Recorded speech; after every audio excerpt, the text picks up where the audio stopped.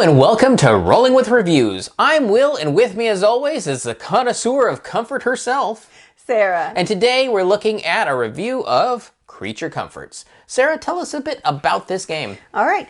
Creature Comforts is a worker and dice placement game where players are preparing for winter by collecting resources and crafting the coziest items for their den.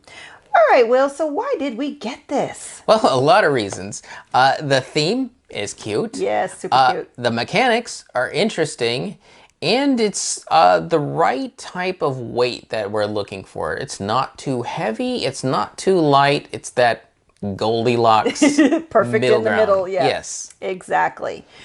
So let's dive into what we like about the game. So let's go a little bit more into the theme. It's just so super cute. Each player represents a family of creatures: foxes, rabbits, porcupines, squirrels, and what was the last one? I am forgetting. Squirrels, bunnies. Did you say bunnies? Bunnies. There's 5 of them. There are. Raccoons. Raccoons. Yes. So Raccoons. you're each a family of critters, and you're just preparing for the winter. So you're creating your socks, your rocking chairs, your soup, your bread, your toys, your board games, all the little comforts that make your home a nice, cozy place. Yeah. That's adorable. Oh, it's super adorable. So that just really drew us in because it's just so different. And the reason why it's so, I mean, there are a lot of other fun, cutesy games like this about animals, but what makes it different is the mechanisms. Because it is a worker placement, dice placement, resource management, and you know, card management, all those things we like and what you would typically find in a dry, you know, what they call Euro style game. And it's not dry. Yeah. It's very vibrant and yeah. Yeah, let's dig a little bit more in deeper in this worker placement, dice placement thing. So, it's interesting. Each player has 2 dice, and that's in their personal color. You will start each turn by rolling them. This will give you some information to work with, because after you do that, it's time to place your 4 workers. You put them all in the different spots. Now each spot needs a worker to be there, but it needs a specific die value number, something. Some range or some something. range in order for that space to trigger. You have 2 dice, so you only know a little bit. Basically, your family got together and said, okay, man, we really know we need some wood, so you're gonna have to go out there and get it. And I'm like, oh yeah, they all go running out there. Now the problem is, after everybody has done that, the start player will roll 4 community dice. These are shared among all the different players. Now you have all your dice results. Did you place them where you actually need them? Because yes, you can be at home planning your family's needs and such, but then the real world happens. And there's nothing out there for you, and you end up learning life lessons. Yep. The narrative of this game is just so brilliant. It's not only what I would call baked into the mechanics, it's just, I don't know, maybe that's just the best way to describe it.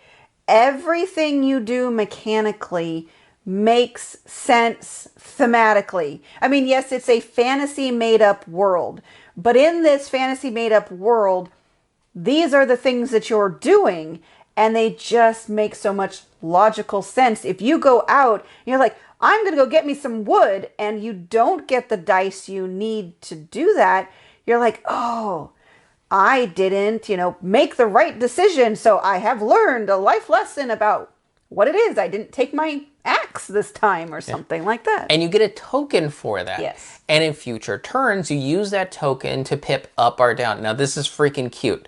So, on one side of the token is 1 Band-Aid that looks like a minus sign. On the other side, it's 2 Band-Aids that looks like a plus sign.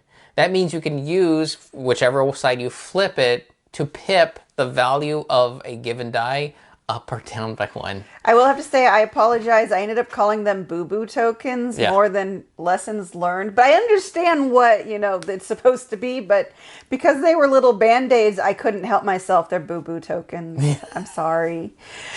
But anyways, so in all this, we've talked a lot. But getting back to some more specifics, the worker placement part is my favorite type of worker placement, non-blocking. Every spot you can go to can hold any number of different players' workers. You can never place 2 of your own workers in the same spot.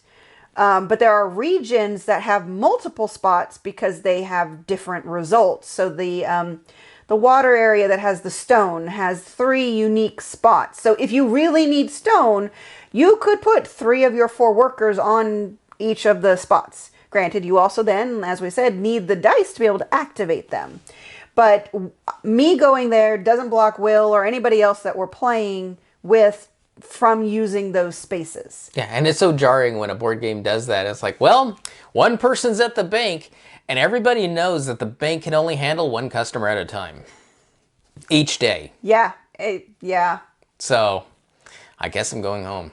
Right. I mean, I understand where worker placement came from in a more restrictive environment. I guess for Will and I, we just love more open games. Yeah. Less, I'm going to screw you over because I just took this spot before you and now you can't. Ultimately, what it means is that's not where the challenge of the game is. True. Where the challenge of the game is where Sarah does have frustrations. But we'll get to that later. But Sarah doesn't like challenges. Oh, I to her do games, too. especially when she's making socks and board games. Okay, they're just so cute. I want to be able to make everything, and this game doesn't allow me to make everything. Yes. Okay, sorry. Okay. All right, so the non-blocking worker placement is fantastic. That imperfect dice information that Will talked about, it has that aspect of wagering because you know you're going to have access to 6 dice. Before you place your workers, you know 2 of your numbers. At the very beginning of the game, you don't have any of those lessons learned tokens. So Boo-boo tokens. My boo-boo tokens, yeah. So you're not going to be able to modify the dice right at the beginning. So you have to be careful on where you place your workers and wager, okay, this space needs a number below 3. Okay, that means you can get a 1, 2, or a 3. That's not bad on a 6-sided die, but it gets more difficult when you need a specific number, like you need a 2. Like the best rock spot where you get a rock and a coin needs 1 specific number. Yeah. So, and if you didn't roll it on your family dice, right, then are you going to wager that it's going to be in the community dice? Exactly. So I will have to say, and for those who know me, I don't like, generally speaking, wagering, auctions, anything where you're taking that kind of risk, especially considering what you're risking. Because you don't want to be able to not do things, so you have to be a little careful. But as you go along the game, you'll have more opportunities to modify things. But so this aspect of wagering is for me the perfect level of risk. And as you play the game, like I said, you get more abilities, the lesson learned tokens and things like that. Yeah. Right. So we briefly mentioned that when you're unsuccessful, where you didn't get the dice numbers that you needed, and you do have to take back workers, each one you take back that didn't activate gets you that boo-boo token, which allows you to modify things so you have more assurance in the future you're going to be able to do what you need to do, which is also why there's a lot of worker placements that where you go and you have that level of risk and you take it back and you get absolutely nothing. It doesn't feel good. No. It just doesn't. So this is always going to give you something. Right, and that's great. There is also some player interaction. It is unfortunately not as great at a 2-player count, but the improvements that have glades and some of the traveler abilities have stuff where players are interacting are all in a very positive way. Like the glades are often anybody can go there, but when someone else goes there and uses that spot, you as the owner of that glade gets a benefit. So those are really good positive player interaction. Yeah. Also, the travelers might also create a player interaction opportunity. You flip one up and it acts partly as an event card where something will happen that round.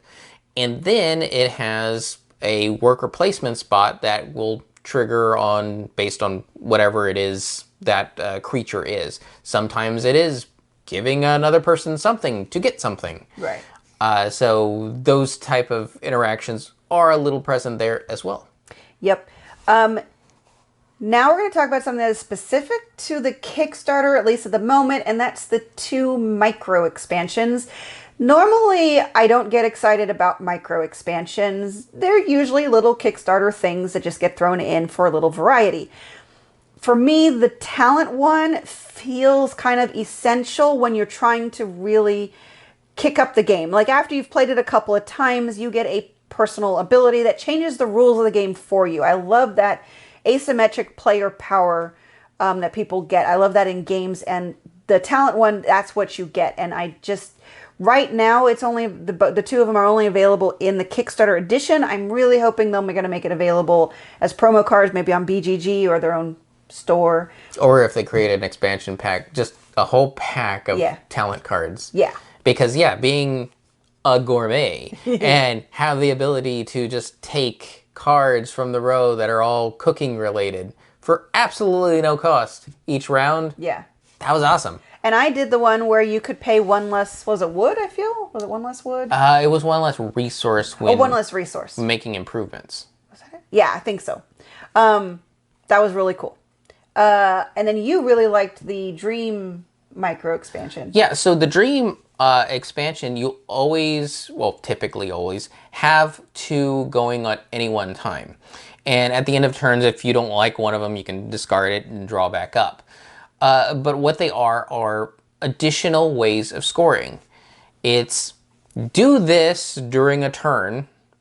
When you do, show it, put it down, you're going to score that many points at the end of the game. Mm-hmm. Very simple. Very nice, opens up the scoring, right, and gives you other things to do if you're getting a little too stuck on improvements and creature comforts. It gives you just that little extra of, well, I'm not set up for any of this, but I am set up for this, so let's go for this because this seems easier. Right, and they're pretty solid points, too. They're not the thing you do at the beginning of the game. So at first I was a little frustrated at them because I was like, well, I'm not going to be able to achieve this. And we were playing a short player. And we were playing a short game. Yeah. But when we got towards the end and I had choices between, okay, I really haven't made any improvements, but none of the ones out here are really going to help me. So do I go for them? And I started comparing the points because, again, at the end of the game, that's what you're really going for. What's going to give me points more than an ability? And it came down to most of the Dream cards were better points for me to try to achieve than to build an improvement, even though you're taking that little house token off your board, which reveals points. So I was even adding the points for the improvement plus the points I'd get for removing that house. And they still weren't as much as the Dream card, and the Dream card was easier to do. Yeah. I feel that the Dream cards are kind of like a wood putty.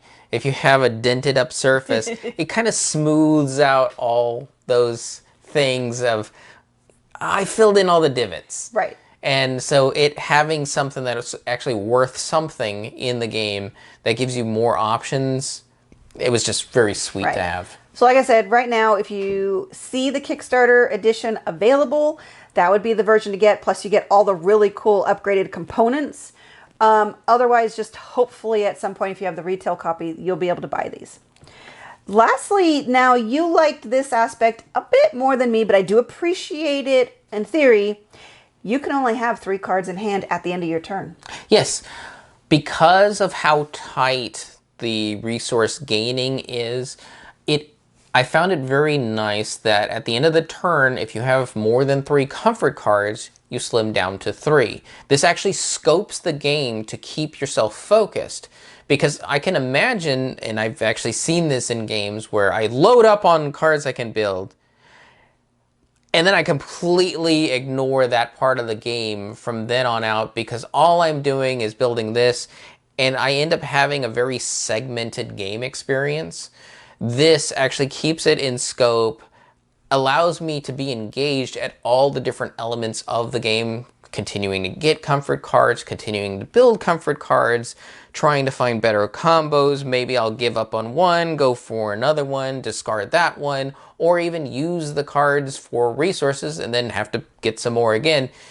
It's a really good scope for me from my experience, Right. mechanically. I agree. I didn't agree at the beginning because I generally like having more options. But Will does have a point. In the games where you can have like 10 cards in hand, I often do find myself losing focus. Because I'm like, okay, I want to build this card and this card and this card. And it's like, well, then I have to figure out how to prioritize. But then if I get distracted and I start building one that I wasn't prioritizing, then I just kind of end up screwing myself. So it is nice that the game kind of forces you to focus.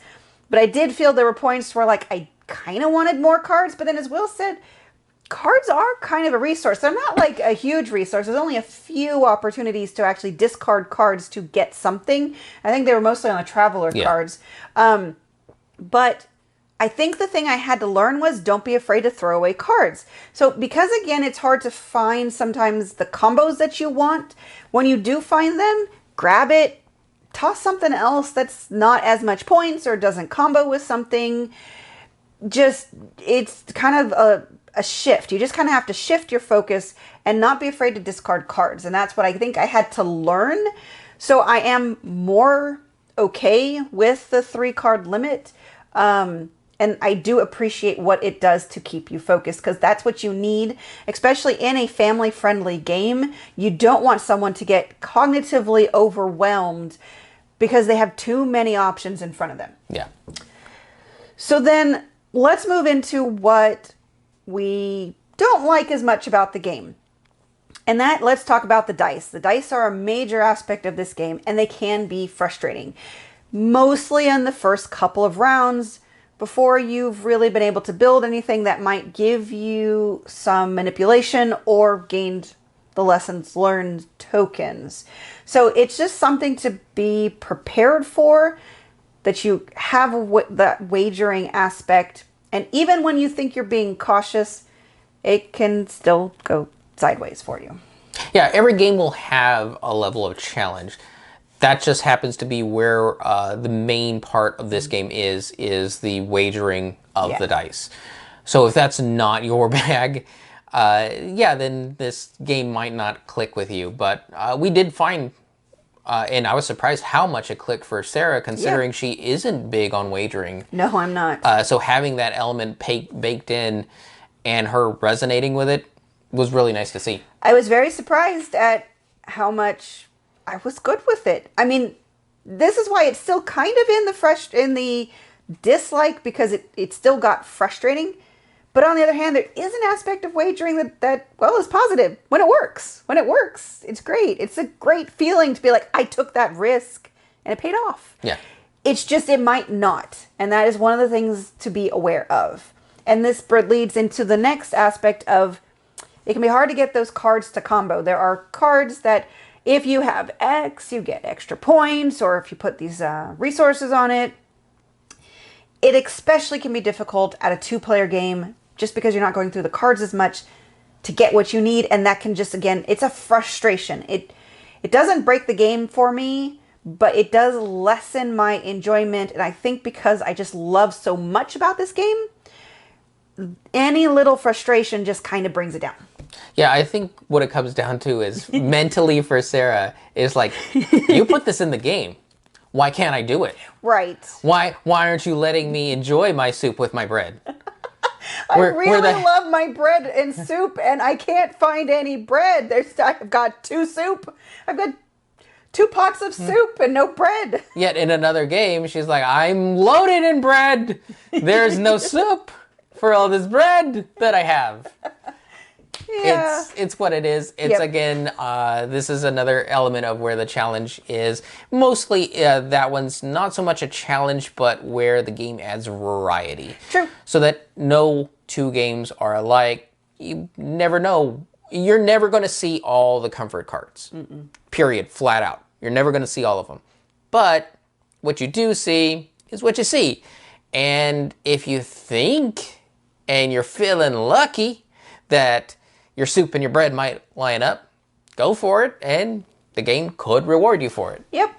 If not, the cards are worth what they're worth. So even if you never get anything to combo, well, although there was one point where that happened to you, you did not win the game. So it is what it is. Yeah.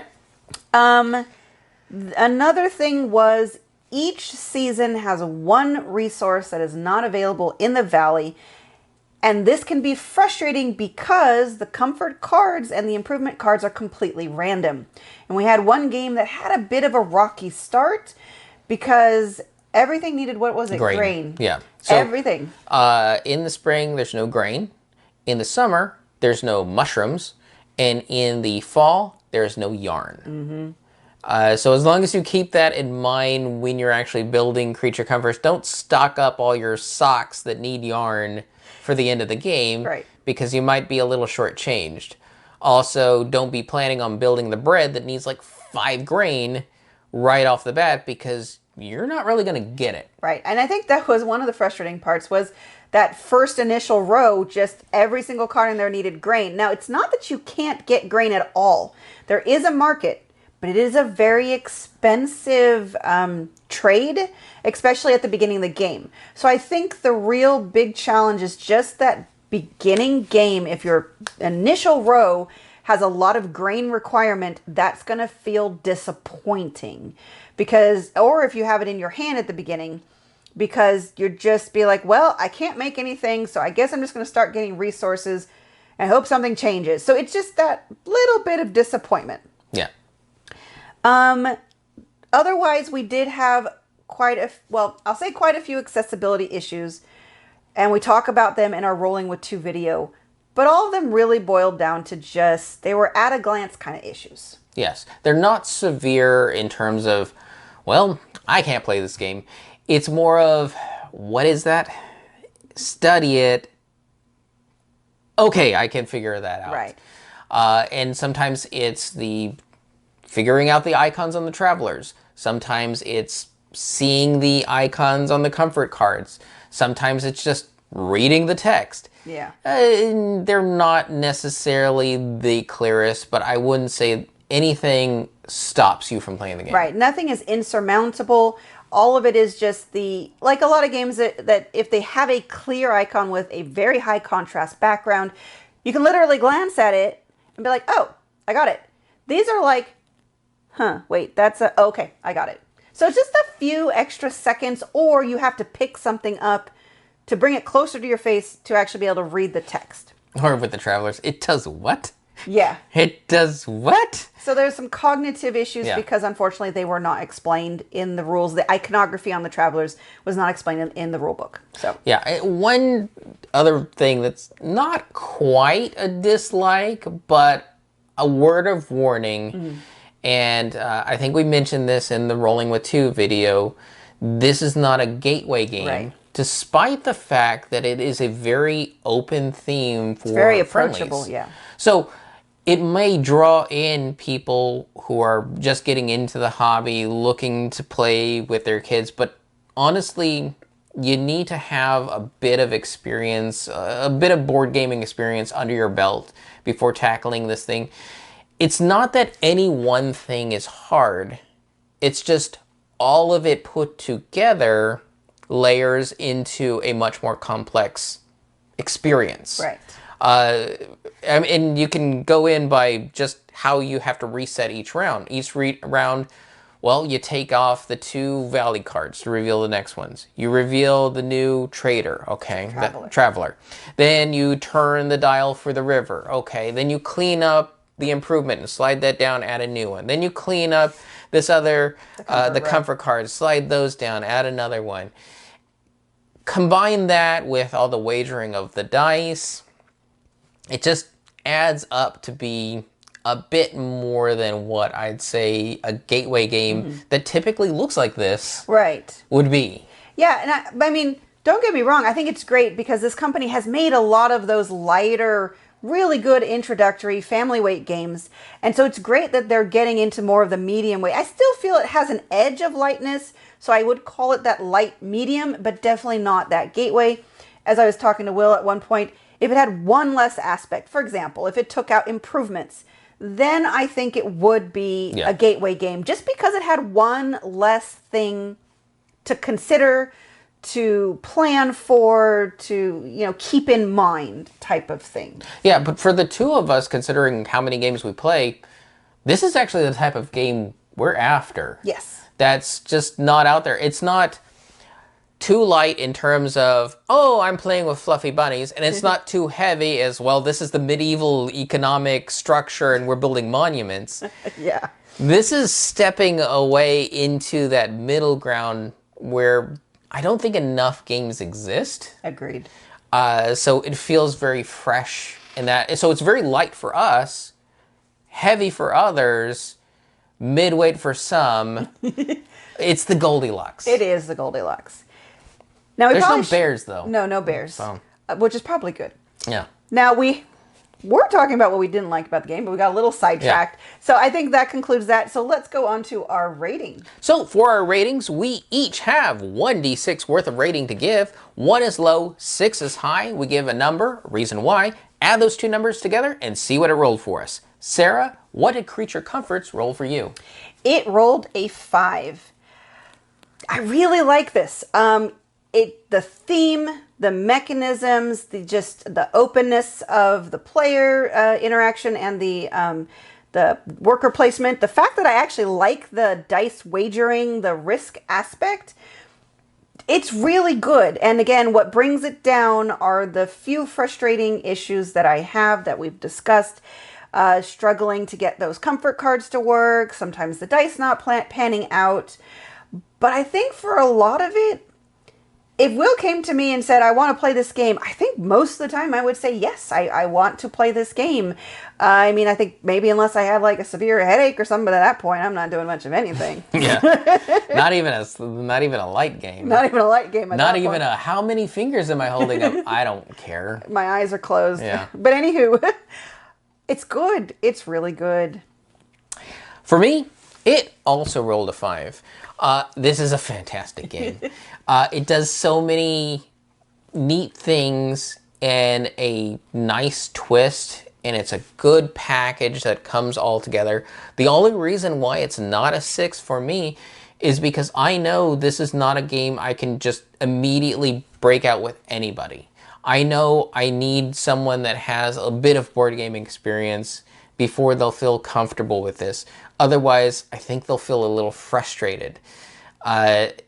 That's really it. Yeah. I think I would also say I'm a little disappointed that the micro expansions are Kickstarter only at the moment. Again, I really hope that they'll be made available like as promo cards at Board Game Geek or something. Yeah, the micro expansions really gives the game even more legs than what it has, which is sad because the asymmetric powers of the talents, the smoothing over of extra point opportunities with the dreams come true, those seem like they should be available to everybody in the game. I know. I can only hope that if this is successful, which I really hope it is, maybe they'll do an expansion and either add those back in or expand on them or do like a series of modules that you can add to the game as you see fit.